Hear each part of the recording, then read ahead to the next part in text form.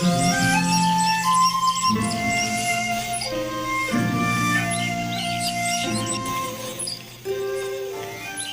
The lord. మన ప్రభువును మన రక్షకుడైన యేసుక్రీస్తు వారి శక్తి కలిగిన నామంలో మీ అందరికీ మా హృదయపూర్వక వందనములు. మరి దేవాతి దేవుడు ఈ రోజున ఒక చక్కని వాగ్దానాన్ని మనకు అనుగ్రహించాడు. ఆ యొక్క వాగ్దానాన్ని ధ్యానం చేసుకుందాం. దేవుడు అనుదినము తన యొక్క వాక్కు ద్వారా మనల్ని ధైర్యపరుస్తున్నాడు, బలపరుస్తున్నాడు. మరి దేవుని యొక్క మాట సజీవమైనది, బలమైనది. ఆయన ఏదైనా మన జీవితంలో వాగ్దానం చేస్తే ఆ వాగ్దానము ఖచ్చితంగా నెరవేర్చబడుతుంది. కాబట్టి మనము దేవుడిచ్చేటువంటి వాగ్దానాన్ని ప్రతిరోజు మరి ధ్యానిస్తూ దేవుని యొక్క వాక్యాన్ని వినేవారముగా మనం ఉండాలి. కీర్తనల గ్రంథము 50వ కీర్తన 15వ వచనాన్ని చదువుకుందాం. ఆపత్కాలమున నీవు నన్ను గూర్చి మొర్రపెట్టుము, నేను నిన్ను విడిపించెదను, నీవు నన్ను మహిమపరచెదవు. దేవాతి దేవుడు చక్కని వాగ్దానాన్ని మనకు అనుగ్రహించాడండి. ఆపద కాలములో దేవునికి మనము మొర్రపెడితే, దేవుని యొక్క సహాయాన్ని మనం కోరుకున్నట్లయితే, కష్టతరమైనటువంటి పరిస్థితుల్లో దేవుణ్ణి మనం ఆశ్రయించినట్లయితే, ఆయనకి మనం ప్రార్థన చేసినట్లయితే మనల్ని ఖచ్చితంగా ఆయన విడిపిస్తానంటున్నాడు. ఎలాంటి కష్టతరమైన పరిస్థితి అయినా, ఎలాంటి శ్రమ అయినా, ఎంత పెద్ద సమస్య అయినా మన యొక్క సమస్యను దేవుని యొక్క సన్నిధిలో పెట్టి, ఆయన సన్నిధిలో మనం మొరపెడితే, ఆయన సన్నిధిలో మనము ప్రార్థిస్తే ఎంత పెద్ద సమస్య నుండైనా దేవుడు విడిపిస్తానంటున్నాడు. మరి మనల్ని విడిపించడమే కాదు కానీ మనము ఆయన యొక్క నామాన్ని మహిమపరిచే విధంగా దేవాతి దేవుడు చేస్తానని ఈ రోజున వాగ్దానం చేస్తున్నాడండి. మరి ఆపదలో మనం మనుషులను ఆశ్రయిస్తాం, ఆపదలో మనము అధికారులను ఆశ్రయిస్తాం, ఆపదలో మనము పోలీస్ వారిని ఆశ్రయిస్తాం కదండి. మరి దేవుణ్ణి ఆశ్రయించే వారముగా మనం ఉండాలి, దేవుని సన్నిధిలో మొర్రపెట్టే వారముగా మనం ఉండాలి. మనుషులకు మన యొక్క సమస్యను తీసుకెళ్లి చెప్తే వారు ఎంత మాత్రము మనకి సహాయపడరు, కానీ మన యొక్క సమస్యను తీర్చేటువంటి దేవుని యొక్క పాదాల యొద్ద మన సమస్యను పెడితే తప్పకుండా ఆయన సమాధానం ఇస్తాడండి. మరి దేవుడు మొర్రపెట్టు, నేను నీకు ఉత్తరం ఇస్తానంటున్నాడు. మరి ఆపదలో ఆదుకుంటానంటున్నాడు, కష్టములో ఆదుకుంటానంటున్నాడు. ఆయన వాగ్దానం చేస్తున్నాడు. ఈ రోజున నీతో మాట్లాడుతున్నాడు, నిన్ను ధైర్యపరుస్తున్నాడు.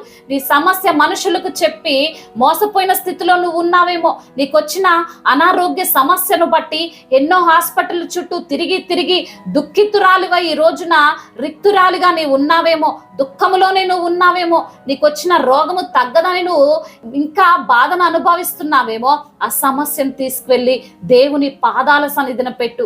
నీ అనారోగ్యమైన, నీ ఆర్థిక ఇబ్బందులైన, నీకు వచ్చిన కష్టమైన, నీ యొక్క చదువుల విషయమైన, నీ జ్ఞానం విషయంలోనైనా దేవుని యొక్క పాదాల యొద్ద సమాధానం ఉందని దేవాతి దేవుడు ఈ రోజున నీతో వాగ్దానం చేస్తున్నాడు. నిన్ను తప్పిస్తానంటున్నాడు. నువ్వు ఏ సమస్యలో ఇరుక్కున్నావో, ఏ శోధనలో ఇరుక్కున్నావో, ఎలాంటి ప్రతికూల పరిస్థితుల్లో ఈ రోజున నువ్వు నలిగిపోతున్నావో, దేవుని యొక్క సన్నిధిలో నువ్వు మొర్రపెట్టు. ఆయన తప్పకుండా నిన్ను విడిపిస్తాడు. నీ అప్పుల ఊబిలో నుండి నిన్ను విడిపిస్తాడు, నీ కుటుంబ సమస్యల్లో నుండి నిన్ను విడిపిస్తాడు, నీ పైన ఉన్నటువంటి ఆ నిందల నుండి నిన్ను విడిపిస్తాడు. మరి విడిపించినటువంటి నీవు ఏం చేయాలంటే దేవుని యొక్క నామాన్ని మహిమపరచాలని దేవాతి దేవుడు ఈ రోజున నీతో మాట్లాడుతున్నాడు. దేవుణ్ణి మహిమపరిచే వారిగా మనం ఉండాలండి. మరి పౌలు శీలలు సువార్తను ప్రకటిస్తుండగా, దేవుని యొక్క వాక్యాన్ని వారు బోధిస్తుండగా అనేకులు వారిని హింసించారు, నిందించారు, వారిని తీసుకువెళ్ళి చెరసాలలో వేశారు, బోండలు బిగించారు. అయినప్పటికీ వారు దేవునికే మొర్రపెట్టారు, దేవుణ్ణే స్తుతించారు, దేవుణ్ణే కీర్తించారు. మరి దేవుడు వారికున్న ఆపదలో నుండి దేవుడు వారిని తప్పించాడండి. చెరసాల పునాదులు బరద్దలు చేసి వారిని బయటికి తీసుకొచ్చాడండి. మరి అంత శక్తివంతుడు మనము నమ్ముకున్న యేసయ్య, మనకు తోడైన యేసయ్య, మనల్ని రక్షించే దేవుడు, మనము ఆరాధిస్తున్నటువంటి దేవుడు. కాబట్టి నీవు దేవునికి మొర్రపెట్టు, దేవుని సహాయాన్ని కోరుకో. నీకొచ్చిన కష్టాన్ని ఆయనతో చెప్పు, నీకొచ్చిన ఇబ్బందిని దేవుని సన్నిధిలో పెట్టు. ఖచ్చితంగా నీవు సమాధానాన్ని పొందుకుంటావని దేవాతి దేవుడు ఈ రోజున వాగ్దానం చేస్తున్నాడు. మరి ఈ రోజున నువ్వు దేవుని యొక్క సన్నిధిని ఆశ్రయించే వ్యక్తిగా ఉండాలి తప్పితే మనుషులను ఆశ్రయించే వారముగా మనం ఉండకూడదు. మనుషులకు మన యొక్క సమస్యను చెప్పే వారముగా మనం ఉండకూడదని దేవాతి దేవుడు ఈ రోజున నీకు తెలియజేస్తున్నాడు. మరి దేవుడిచ్చిన వాగ్దానము మన జీవితంలో నెరవేర్చబడులాగున ప్రార్థన చేసుకుందాం. ప్రార్థన. పరిశుద్ధుడు అయిన దేవా, మహాగణుడా, మహోన్నతుడా, మీకు వందనాలయ స్తోత్రాలు ప్రభువా. ఈ రోజున నా తండ్రి వాక్యము ద్వారా మీరు మాతో మాట్లాడారు ప్రభువా. నా తండ్రి అవునయ్యా, ఆపత్కాలములో ఆదుకునే దేవుడవు తండ్రి.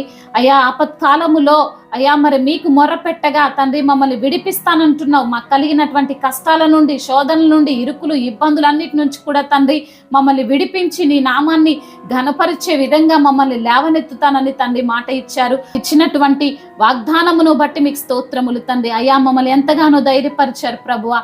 అందును బట్టి మీకు స్తోత్రాలు చెల్లిస్తున్నాం తండ్రి.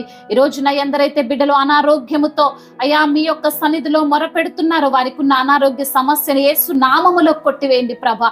అప్పుల భారాల నుండి బిడ్డలకు విడుదల దయచేయండి ప్రభా.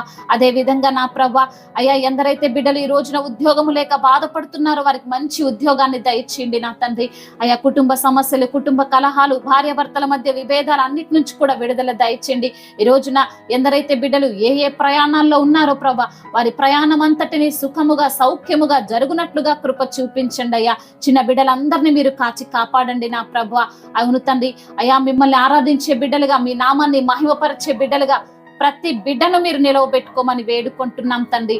మీ యొక్క కృప, మీ యొక్క కనికరము ప్రతి బిడ్డతో ఉండులాగున సహాయము దయచేయండి ప్రభా. వారి కన్నీటిని తుడిచి నాట్యముగా మార్చమని, వచ్చిన కష్టాలన్నిటి నుంచి, వచ్చిన శ్రమలన్నిటి నుంచి కూడా విడుదలను అనుగ్రహించమని, మీ యొక్క నామానికే మహిమకరంగా వారిని అయ్యా మీరు నిలవబెట్టుకోమని బ్రతిమిలాడుకుంటూ తండ్రి ఇంతవరకు చేసిన ప్రార్థన అంతటిని మీ పాద సన్నిధిన చేర్చుకోమని మనాథుడు, సర్వశక్తిమంతుడు, సజీవుడైన యేసుక్రీస్తు వారి బలమైన నామంలో ఈ ప్రార్థనను అడిగి వేడుకొని పొందుకొని ఉన్నాము మా ప్రియ పరలోకపు తండ్రి. ఆమేన్.